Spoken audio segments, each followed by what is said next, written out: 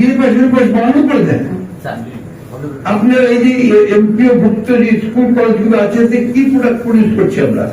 আজকে একটা ছেলে বলছে যে আমার স্যার চাকরি দরকার, আমি কি পাস করেছো? বলছে স্যার এমএ পাস করেছি। কোন সাবজেক্টে? পলিটিক্যাল সায়েন্সে। আমি কোন চাকরিতে কথা বলছি? তুমি যদি ইলেকট্রিশিয়ান ট্রেনিংটা নিতে পারতে, ওই ভোকেশনাল ট্রেনিং এ তুমি একটা ভালো কাজ করতে পারতে।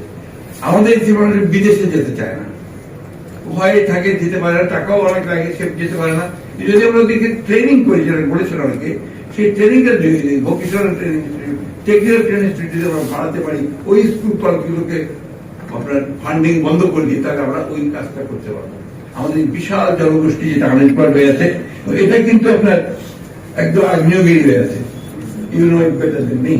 তো আমার মনে হয় ওই দিকটার উপরে আপনাদের খুব বেশি জোর দেওয়া দরকার এটা। আর এই অঞ্চলে কৃষকরা যেন ভালোভাবে কৃষিকাজ করতে পারে এবং ওই কৃষি পণ্যের উপর ভিত্তি করে যেন আমরা এখানে শিল্প গড়ে তুলতে পারি, যেখানে আমরা আপনার লেবার ইন্টেন্সিভ আপনার ইন্ডাস্ট্রিগুলো তৈরি করতে পারি, সেই দিকটা আমরা অনুরোধ করবো।